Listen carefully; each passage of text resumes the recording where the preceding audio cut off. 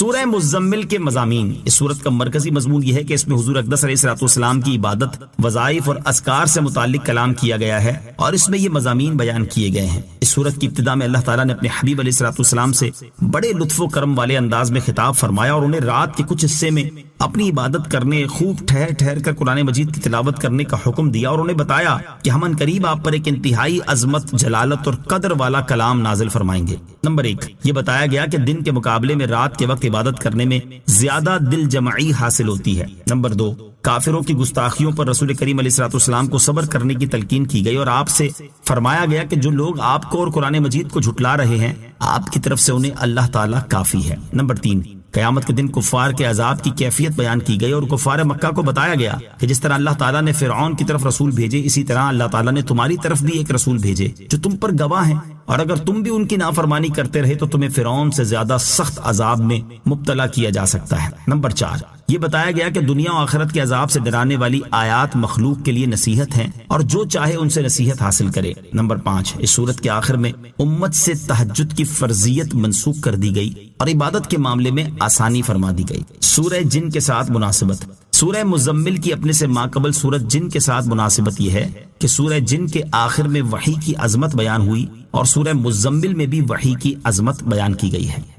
بسم اللہ الرحمن الرحیم. ترجمہ: اللہ کے نام سے شروع جو نہایت مہربان رحمت والا ہے. یا ایہا المزمل قم اللیل الا قلیلا نصفہ او انقص منہ قلیلا او زد علیہ ورتل القرآن ترتیلا. ترجمہ: اے چادر اوڑھنے والے، رات کے تھوڑے سے حصے کے سوا قیام کرو، آدھی رات قیام کرو یا اس سے کچھ کم کر لو یا اس پر کچھ اضافہ کر لو اور قرآن خوب ٹھہر ٹھہر کر پڑھو. یا ایہا المزمل، اے چادر اوڑھنے والے. اس آیت کے شان نزول کے بارے میں ایک قول یہ ہے کہ وحی نازل ہونے کے ابتدائی زمانے میں سید المرسلین صلی اللہ تعالی علیہ وسلم خوف سے اپنے کپڑوں میں لپٹ جاتے تھے. ایسی حالت میں حضرت جبرائیل علیہ الصلوۃ والسلام نے آپ علیہ الصلوۃ والسلام کو یا ایہا المزمل کہہ کر ندا کی. دوسرا قول یہ ہے کہ ایک مرتبہ تاجدار رسالت صلی اللہ تعالی علیہ وسلم چادر شریف میں لپٹے ہوئے آرام فرما رہے تھے. اس حالت میں آپ کو ندا کی گئی یا ایہا المزمل. آیت یا ایہا المزمل سے حاصل ہونے والی معلومات. اس آیت سے دو باتیں معلوم ہوئی. نمبر 1، قرآن پاک میں دیگر انبیاء کرام علیہ الصلوۃ والسلام کو ان کے نام شریف سے پکارا گیا، جبکہ سید المرسلین صلی اللہ تعالی علیہ وسلم کو ان کی صفات شریف سے ندا کی گئی ہے. نمبر 2، ندا کے اس انداز سے معلوم ہوا کہ اللہ تعالیٰ کے حبیب صلی اللہ تعالی علیہ وسلم کی ہر ادا پیاری ہے. قم اللیل الا قلیلا، رات کے تھوڑے سے حصے کے سوا قیام کرو. اس آیت اور اس کے بعد والی دو آیات کا خلاصہ یہ ہے کہ اے چادر اوڑھنے والے، میرے پیارے حبیب صلی اللہ تعالی علیہ وسلم رات کے تھوڑے حصے میں آرام فرمائیں اور باقی رات نماز اور عبادت کے ساتھ قیام میں گزاریے، اور وہ باقی آدھی رات ہو یا اس سے کچھ کم کر لو یا اس پر کچھ اضافہ کر لو. یعنی آپ علیہ الصلوۃ والسلام کو اختیار دیا گیا ہے کہ عبادت خواہ آدھی رات تک کریں یا اس سے کم یعنی تہائی رات تک کریں یا اس سے زیادہ یعنی 2/3 رات تک کرتے رہیں. نبی کریم علیہ الصلوۃ والسلام اور آپ کے صحابہ کرام علیہم رضوان اسی مقدار کے مطابق رات کو قیام فرماتے، اور ان میں سے جو حضرات یہ بات نہیں جانتے تھے کہ تہائی رات یا آدھی رات یا 2/3 رات کب ہوتی ہے، تو وہ ساری رات قیام میں رہتے اور اس اندیشے سے صبح تک نمازیں پڑھتے رہتے کہ کہیں قیام واجب مقدار سے کم نہ ہو جائے، یہاں تک کہ ان حضرات کے پاؤں سوج جاتے تھے. پھر تخفیف ہوئی اور بعض مفسرین کے نزدیک 1 سال کے بعد اسی سورت کی آخری آیت کے اس حصے فَقْرَؤُوا مَا تَيَسَّرَ مِنْهُ سے یہ حکم منسوخ ہو گیا، اور بعض مفسرین کے نزدیک 5 نمازوں کی فرضیت سے یہ حکم منسوخ ہو گیا. یاد رہے کہ اس آیت میں قیام سے مراد تہجد کی نماز ہے. امت کے حق میں تہجد کی فرضیت منسوخ ہو چکی ہے. اب رہی یہ بات کہ تہجد کی فرضیت کس کے لیے منسوخ ہوئی، اس کے بارے میں علامہ علی بن محمد خازن رحمۃ اللہ تعالی فرماتے ہیں، اسلام کے ابتدائی دور میں سورہ مزمل کی ان آیات کی وجہ سے تاجدار رسالت صلی اللہ تعالی علیہ وسلم پر اور آپ کی امت پر تہجد کی نماز فرض تھی، پھر تخفیف کی گئی اور 5 نمازوں کی فرضیت سے امت کے حق میں تہجد کا وجوب منسوخ ہو گیا اور ان کے لیے تہجد کی نماز ادا کرنا مستحب ہو گیا، جبکہ رسول کریم صلی اللہ تعالی علیہ وسلم کے لیے اس کا وجوب باقی رہا۔ اس کی دلیل یہ آیت مبارکہ ہے، وَمِنَ اللَّيْلِ فَتَهَجَّدْ بِهِ نَافِلَةً لَكَ، ترجمہ، اور رات کے کچھ حصے میں تہجد پڑھو، یہ خاص تمہارے لیے زیادہ ہے، یعنی آپ پر اللہ تعالیٰ نے جو اور عبادات فرض کی ہیں ان کے ساتھ ساتھ مزید تہجد کی نماز پڑھنا بھی خاص آپ کے لیے فرض ہے۔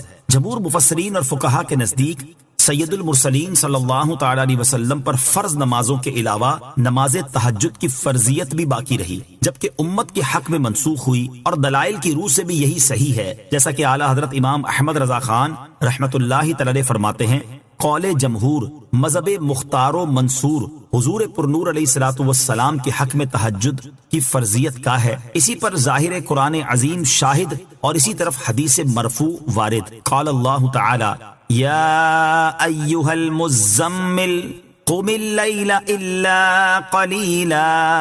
اللہ تعالیٰ کا فرمان ہے، اے چادر اڑنے والے رات کے تھوڑے سے حصے کے سوا قیام کرو۔ وقال تعالی ومن اللیل فتہجد بہ، اور ارشاد فرمایا اور رات کے کچھ حصے میں تہجد پڑھو۔ ان آیتوں میں خاص حضور اقدس صلی اللہ علیہ وسلم کو امر الہی ہے، اور امر الہی مفید وجوب، اور اللہ تعالیٰ کا نافلہ فرمانا اس وجوب کے منافی نہیں، کیونکہ نافلہ کا معنی ہے زائدہ۔ اب اس آیت کا معنی یہ ہوگا کہ آپ کے فرائض یا درجات میں یہ اضافہ ہے کہ آپ پر یہ لازم واجب ہے، کیونکہ فرائض سب سے بڑے درجے اور فضیلت پر فائز کرنے کا سبب بنتے ہیں، بلکہ اس کی تائید اللہ تعالیٰ کے اس ارشاد لکا سے ہو رہی ہے۔ امام ابن حمام فرماتے ہیں کہ بعض اوقات مجرور یعنی حرف کاف کے ساتھ مقید کرنا اسی بات کا فائدہ دیتا ہے، یعنی یہ فرائض میں آپ کے لیے اضافہ ہے، کیونکہ متعارف نوافل صرف آپ ہی کے لیے نہیں بلکہ اس میں آپ اور دیگر لوگ مشترک ہیں۔ اور مفتی شریف الحق امجدی رحمۃ اللہ تعالی اسی مسئلے کی تحقیق کرنے کے بعد فرماتے ہیں، صحیح یہ ہے کہ نماز تہجد حضور اقدس علیہ الصلوۃ والسلام پر نماز پنجگانہ کی فرضیت کے بعد بھی فرض رہی، اور مفتی نعیم الدین مراد آبادی رحمۃ اللہ تعالی فرماتے ہیں، نماز تہجد سید عالم صلی اللہ علیہ وسلم پر فرض تھی۔ جمہور کا یہی قول ہے، حضور انور علیہ الصلوۃ والسلام کی امت کے لیے یہ نماز سنت ہے، جبکہ بعض مفسرین کے نزدیک امت کی طرح نبی کریم علیہ الصلوۃ والسلام سے بھی تہجد کی فرضیت منسوخ ہو گئی تھی۔ او زد علیہ، یا اس پر کچھ اضافہ کر لو۔ صدر الشریعہ مفتی امجد علی اعظمی رحمت اللہ تعالی فرماتے ہیں، جو شخص 2/3 رات سونا چاہے اور 1/3 عبادت کرنا چاہے تو اسے افضل یہ ہے کہ وہ رات کے پہلے اور آخری تہائی حصے میں سوئے اور درمیان کے تہائی حصے میں عبادت کرے، اور اگر آدھی رات میں سونا چاہتا ہے اور آدھی رات میں جاگنا چاہتا ہے تو بعد والی آدھی رات میں عبادت کرنا افضل ہے۔ کہ حضرت ابو ہریرہ رضی اللہ تعالی عنہ سے مروی ہے، حضور پرنور علیہ الصلوۃ والسلام نے ارشاد فرمایا کہ رب عز و جل ہر رات میں جب پچھلی تہائی باقی رہتی ہے آسمان دنیا پر خاص تجلی فرماتا ہے اور فرماتا ہے کوئی دعا کرنے والا کہ اس کی دعا قبول کروں، ہے کوئی مانگنے والا کہ اسے دوں، ہے کوئی مغفرت چاہنے والا کہ اس کی بخشش کر دوں۔ اور سب سے بڑھ کر تو حضرت داؤد علیہ الصلوۃ والسلام کے طریقے کے مطابق نماز ادا کرنا ہے، جیسا کہ حضرت عبداللہ بن عمر رضی اللہ تعالی عنہما سے روایت ہے، حضور اقدس صلی اللہ تعالی علیہ وسلم نے ارشاد فرمایا، سب نمازوں میں اللہ عز و جل کو زیادہ محبوب نماز داؤد ہے کہ وہ آدھی رات سوتے اور تہائی رات عبادت کرتے، پھر چھٹے حصے میں سوتے تھے۔ وَرَتِّلِ الْقُرْآنَ تَرْتِيلًا، اور قرآن خوب ٹھہر ٹھہر کر پڑھو۔ اس کا معنی یہ ہے کہ اطمینان کے ساتھ اس طرح قرآن پڑھو کہ حروف جدا جدا رہیں، جن مقامات پر وقف کرنا ہے ان کا اور تمام حرکات اور مدات کی ادائیگی کا خاص خیال رہے۔ آیت کے آخر میں ترتیلا فرما کر اس بات کی تاکید کی جا رہی ہے کہ قرآن پاک کی تلاوت کرنے والے کے لیے ترتیل کے ساتھ تلاوت کرنا انتہائی ضروری ہے۔ حضرت عبداللہ بن عمر رضی اللہ تعالیٰ عنہما سے روایت ہے، نبی اکرم صلی اللہ تعالیٰ علیہ وسلم نے ارشاد فرمایا، قیامت کے دن قرآن پڑھنے والے سے کہا جائے گا پڑھتا جا اور ترقی کی منازل طے کرتا جا، اور اس طرح ٹھہر کر پڑھ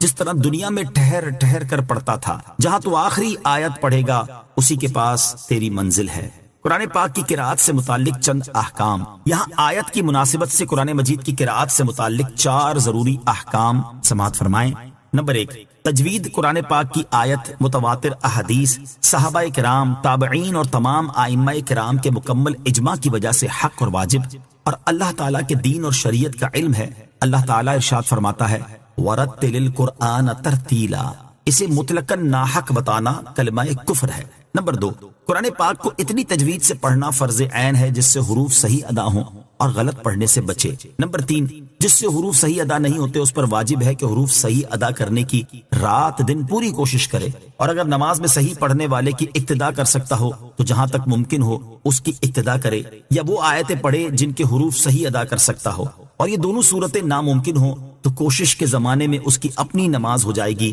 اور اگر کوشش بھی نہیں کرتا تو اس کی خود بھی نماز نہیں ہوگی، اور دوسرے کی اس کے پیچھے کیا ہوگی۔ آج کل عام لوگ اس میں مبتلا ہیں کہ غلط پڑھتے ہیں اور صحیح پڑھنے کی کوشش نہیں کرتے، ان کی اپنی نمازیں باطل ہیں۔ نمبر 4، فرضوں میں ٹھہر ٹھہر کر قرات کی جائے، تراویح میں متوسط انداز پر اور رات کے نوافل میں جلد پڑھنے کی اجازت ہے، لیکن ایسا پڑھے کہ سمجھ میں آ سکے، یعنی کم سے کم مد کا جو درجہ قاریوں نے رکھا ہے اس کو ادا کرے، ورنہ حرام ہے، اس لیے کہ ترتیل سے قرآن پڑھنے کا حکم ہے۔ آج کل کے اکثر حفاظ اس طرح پڑھتے ہیں کہ مد کا ادا ہونا تو بڑی بات ہے، یعلمون تعلمون کے سوا کسی لفظ کا پتہ بھی نہیں چلتا ہے، نہ حروف کی تصحیح ہوتی ہے، بلکہ جلدی میں لفظ کے لفظ کھا جاتے ہیں، اور اس پر ایک دوسرے سے فخر ہوتا ہے کہ فلاں اس قدر جلد پڑھتا ہے، حالانکہ اس طرح قرآن مجید پڑھنا حرام اور سخت حرام ہے۔ ایک اور مقام پر صدر الشریعہ مفتی امجد علی اعظمی رحمۃ اللہ تعالی اپنے زمانے کے حفاظ کی حالت بیان کرتے ہوئے فرماتے ہیں، افسوس صد افسوس کہ اس زمانے میں حفاظ کی حالت نہایت ناگفتہ بے ہے۔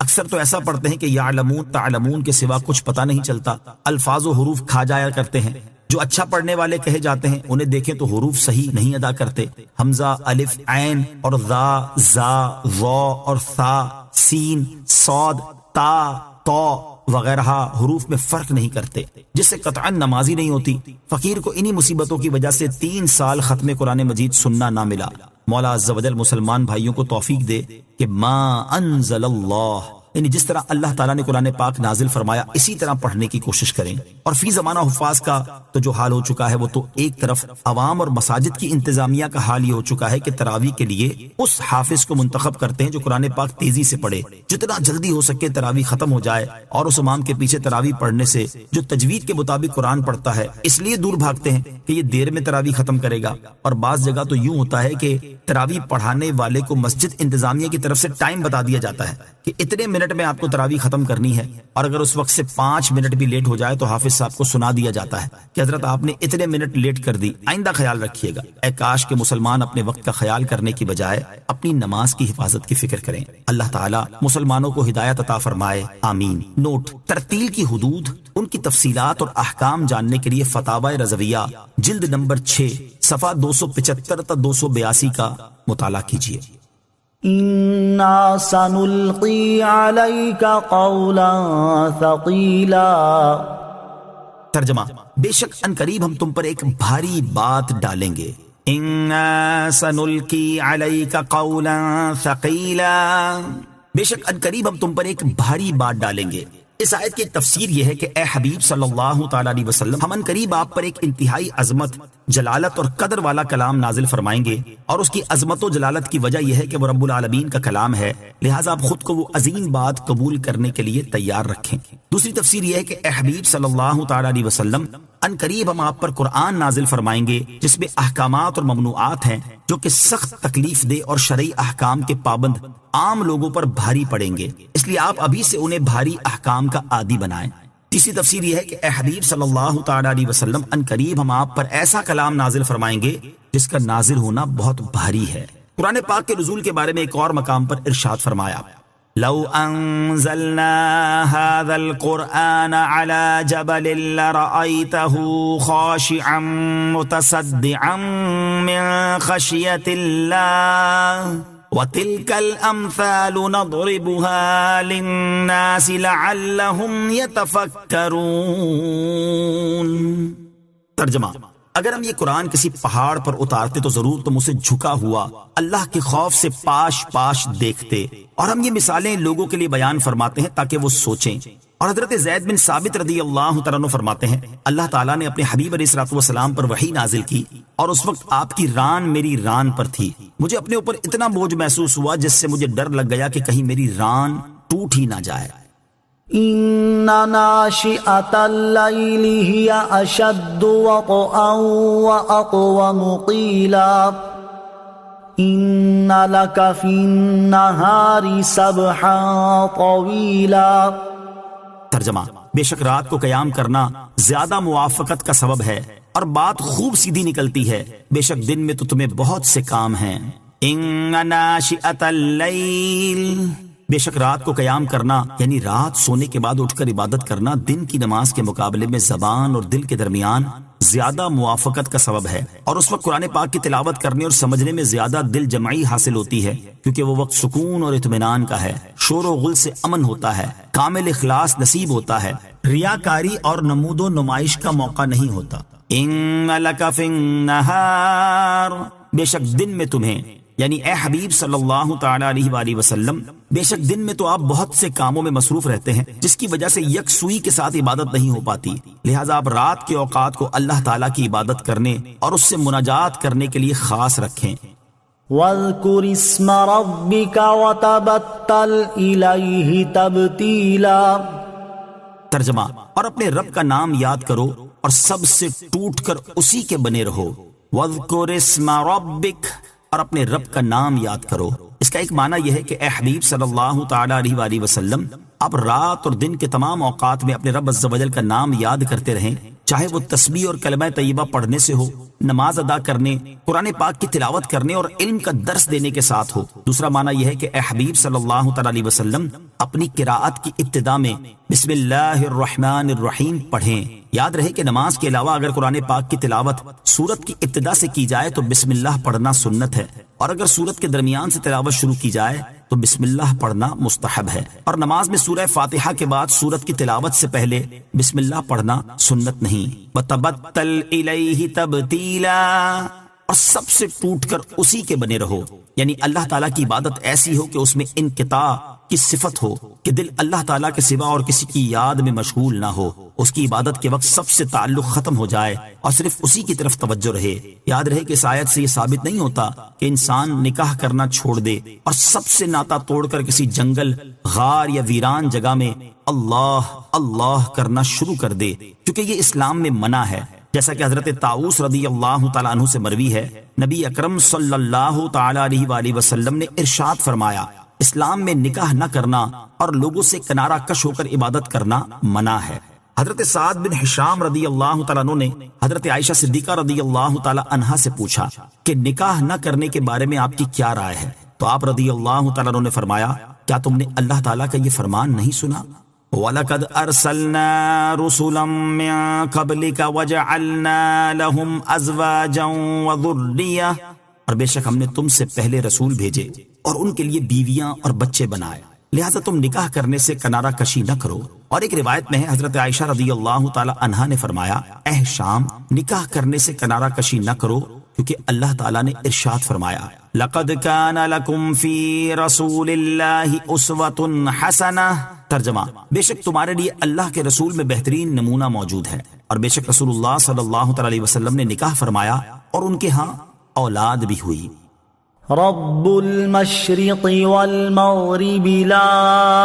الہ الا هو فاتخذہ وکیلا،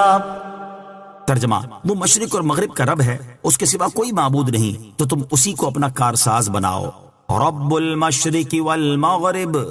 وہ مشرق اور مغرب کا رب ہے، یعنی اللہ تعالیٰ مشرق و مغرب اور ان کے درمیان موجود تمام چیزوں کا رب اور ان کا خالق و مالک ہے، اس کے علاوہ اور کوئی معبود ہی نہیں، لہٰذا تم اپنے دینی اور دنیاوی تمام امور میں اسی کو اپنا کارساز بناؤ اور اپنے کام اسی کے سپرد کر دو اور اسی پر بھروسہ کرو۔ حقیقی کارساز صرف اللہ تعالیٰ ہے، یاد رہے کہ حقیقی کارساز صرف اللہ تعالیٰ ہے اور سب کو اسی پر بھروسہ کرنا چاہیے۔ البتہ اس کا یہ مطلب نہیں کہ انسان اسباب کو اختیار کرنا چھوڑ دے اور صرف اللہ تعالیٰ پر بھروسہ کر کے بیٹھ جائے، بلکہ ہر انسان کو چاہیے کہ وہ اسباب ضرور اختیار کرے، لیکن ان اسباب پر بھروسہ نہ کرے، بلکہ صرف اللہ تعالیٰ پر بھروسہ کرے۔ جیسے ہر ایک کو روزی دینا اللہ تعالیٰ نے اپنے ذمہ کرم پر لیا ہوا ہے۔ اب اس کا یہ مطلب نہیں کہ انسان سب کچھ چھوڑ کر اللہ تعالیٰ کی طرف سے روزی ملنے کی امید لگا کر گھر بیٹھ جائے اور رزق حاصل ہونے کے اسباب اختیار کرنا چھوڑ دے۔ اس طرح اگر وہ ساری عمر بھی بیٹھا رہے گا تو اسے ایک لقمہ بھی نہیں ملے گا۔ واصبر على ما يقولون واهجرهم هجرا جميلا،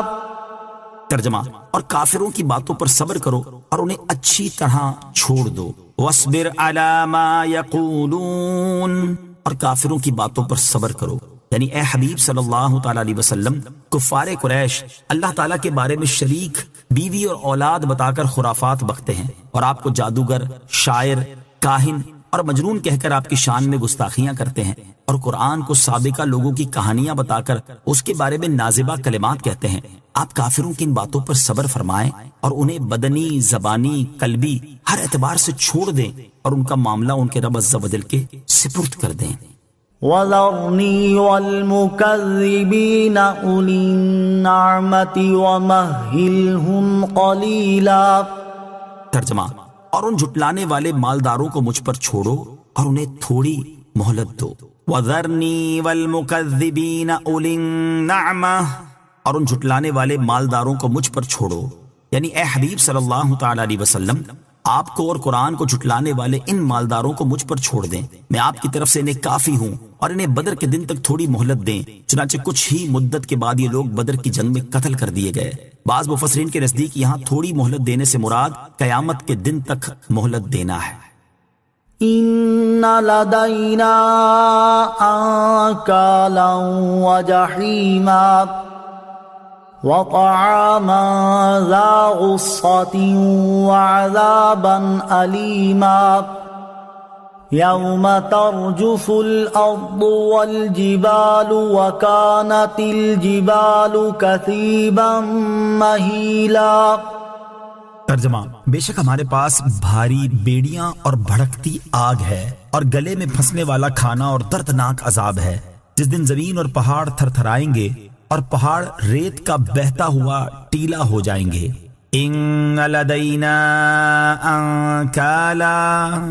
بے شک ہمارے پاس بھاری بیڑیاں ہیں۔ اس آیت اور اس کے بعد والی آیت میں کفار کے عذاب کا وصف بیان کرتے ہوئے فرمایا کہ جنہوں نے نبی کریم صلی اللہ تعالی علیہ وآلہ وسلم کو جھٹلایا، ان کے لیے ہمارے پاس آخرت میں لوہے کی بھاری بیڑیاں ہیں، جو کہ ذلیل کرنے اور عذاب دینے کے لیے ان کے پاؤں میں ڈالی جائیں گی، اور بھڑکتی آگ ہے جس پہ انہیں جلایا جائے گا، اور گلے میں پھنسنے والا کھانا ہے جو نہ حلق سے نیچے اترے گا اور نہ حلق سے باہر آ سکے گا، اور ان چیزوں کے علاوہ ان کے لیے ایسا دردناک عذاب ہے جس کی حقیقت کوئی نہیں جان سکتا۔ کفار کے لیے تیار کیے گئے عذابات پڑھ کر مسلمانوں کو کیا کرنا چاہیے؟ قیامت کے دن کفار کے لیے تیار کیے گئے عذاب کے بارے میں پڑھ یا سن کر ہر مسلمان کو چاہیے کہ وہ اپنے دل میں اللہ تعالیٰ کا خوف پیدا کرے۔ یہی ہمارے اسلاف کا طریقہ رہا ہے۔ چنانچہ حضرت عبداللہ بن عمر رضی اللہ تعالیٰ عنہما فرماتے ہیں، حضور اقدس صلی اللہ تعالیٰ علیہ وسلم نے کسی قاری سے یہ آیت سنی، ان لدینا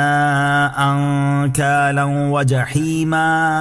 تو اللہ تعالیٰ کے خوف سے آپ صلی اللہ تعالیٰ علیہ وسلم پر غشی طاری ہو گئی۔ مروی ہے کہ حضرت حسن بصری رضی اللہ تعالیٰ عنہ روزے کی حالت میں تھے۔ شام کے وقت جب ان کے سامنے کھانا حاضر کیا گیا تو انہیں یہی آیت یاد آ گئی، اور اللہ کے خوف سے انہوں نے کہا کھانا اٹھا لو۔ دوسری رات کھانا پیش کیا گیا تو پھر یہی آیت یاد آ گئی، آپ نے فرمایا کھانا اٹھا لو۔ تیسری رات بھی اسی طرح ہوا تو حضرت ثابت بنانی رحمۃ اللہ تعالیٰ علیہ اور چند دیگر بزرگوں کو اس بات کی خبر دی گئی۔ وہ تشریف لائے اور مسلسل حضرت حسن بصری رضی اللہ تعالی عنہ کو کھانے کا کہتے رہے، یہاں تک کہ آپ نے ستو کا صرف ایک گھونٹ پیا۔ یوم ترجف الارض والجبال، جس دن زمین اور پہاڑ تھر تھرائیں گے۔ ارشاد فرمایا کہ جس دن زمین اور پہاڑ اللہ تعالیٰ کی ہیبت اور جلال سے تھر تھرائیں گے، اور پہاڑ اپنی سختی اور بلندی کے باوجود تھر تھرانے کی شدت کی وجہ سے ریت کا بہتا ہوا ٹیلا ہو جائیں گے، وہ قیامت کا دن ہوگا۔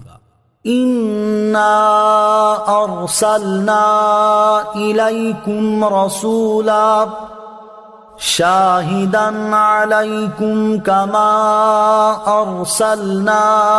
إِلَى فِرْعَوْنَ رَسُولًا فَعَصَى فِرْعَوْنُ الرَّسُولَ فَأَخَذْنَاهُ أَخْذًا وَبِيلًا۔ ترجمہ، بے شک ہم نے تمہاری طرف ایک رسول بھیجے جو تم پر گواہ ہیں، جیسے ہم نے فرعون کی طرف ایک رسول بھیجے تو فرعون نے اس رسول کا حکم نہ مانا تو ہم نے اسے سخت گرفت سے پکڑا۔ اِنَّا أَرْسَلْنَا إِلَيْكُمْ رَسُولًا،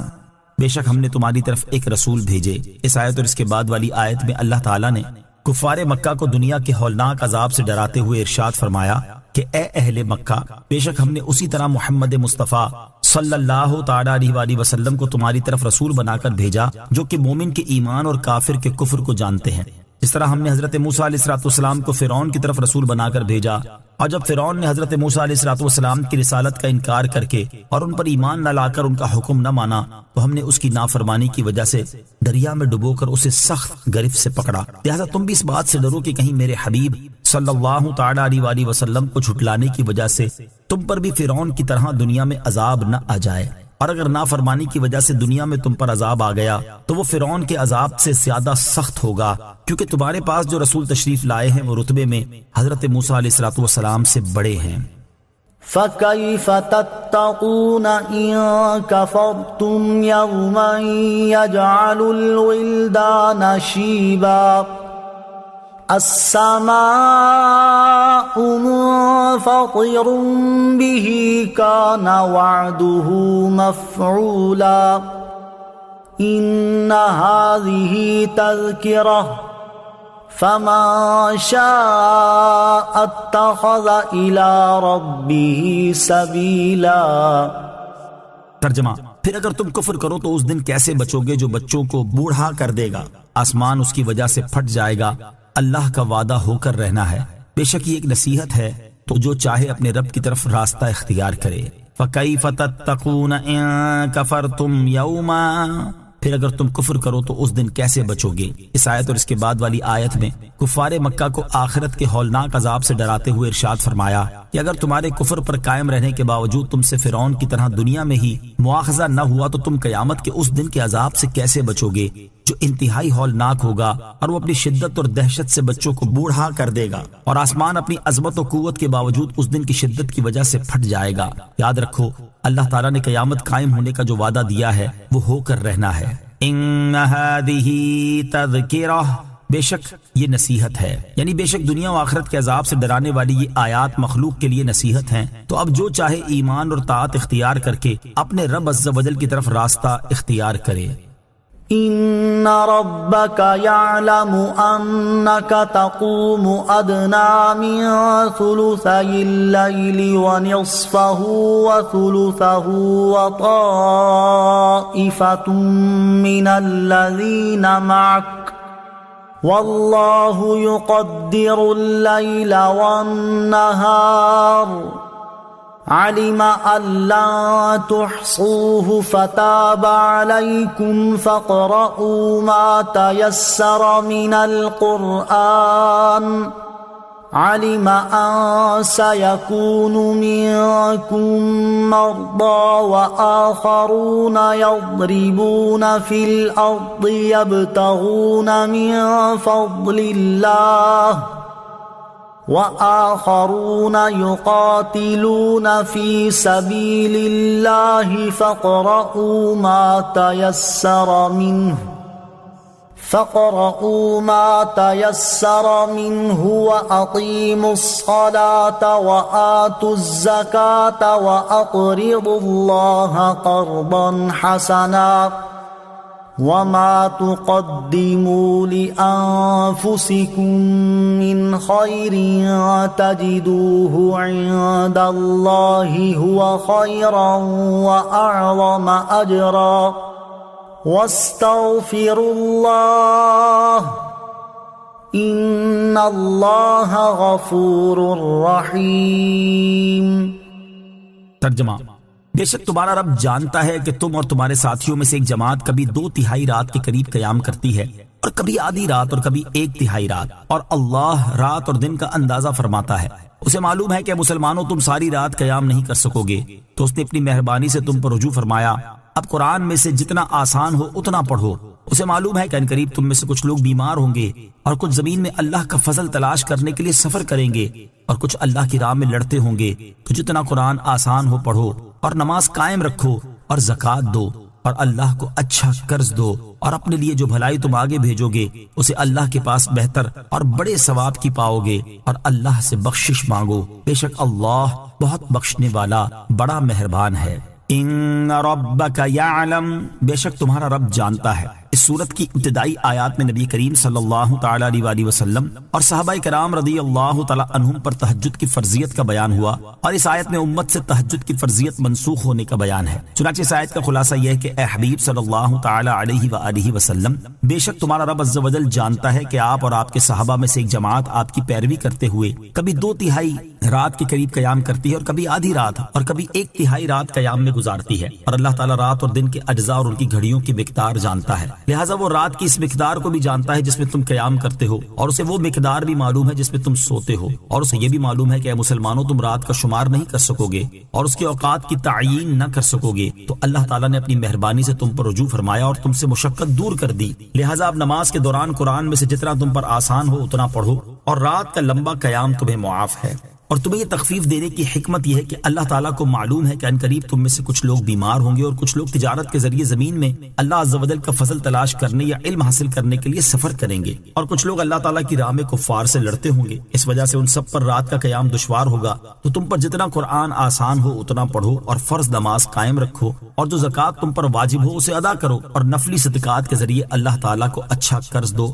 اور اپنے لیے جو بلائی تم آگے بھیجو گے اسے اللہ تعالیٰ کے پاس بہتر اور بڑے ثواب کی پاؤ گے، اور اللہ عز و جل سے اپنے گناہوں کی بخشش مانگو، بے شک اللہ تعالیٰ تمام گناہ بخشنے والا اور مہربان ہے۔ فَقْرَؤُوا مَا تَيَسَّرَ مِنَ الْقُرْآنِ، اب قرآن میں سے جتنا آسان ہو اتنا پڑھو۔ یہاں 3 باتیں یاد رکھیں۔ نمبر 1، اس آیت سے نماز میں مطلقاً قراءت کی فرضیت ثابت ہوئی۔ نمبر 2، فرض قراءت کا سب سے کم درجہ ایک بڑی آیت یا 3 ایسی چھوٹی آیتیں ہیں جو بڑی آیت کے برابر ہوں۔ نمبر 3، اس آیت سے رات میں قیام کی مقدار منسوخ ہوئی۔ پھر ایک قول کے مطابق 5 نمازوں کی فرضیت سے امت کے حق میں تہجد کا اصل وجوب بھی منسوخ ہو گیا۔ وَأَقْرِضُوا اللَّهَ قَرْضًا حَسَنًا، اور اللہ کو اچھا قرض دو۔ حضرت عبداللہ ابن عباس رضی اللہ تعالی عنہما فرماتے ہیں کہ اس قرض سے مراد زکوٰۃ کے علاوہ راہ خدا میں خرچ کرنا ہے، جیسے رشتہ داروں سے صلہ رحمی کرنے میں اور مہمان نوازی کرنے میں خرچ کرنا۔ بعض مفسرین نے کہا ہے کہ اس سے وہ تمام صدقات مراد ہیں جنہیں اچھی طرح حلال مال سے اور خوش دلی کے ساتھ راہ خدا میں خرچ کیا جائے۔ آمنت باللہ صدق اللہ العظیم۔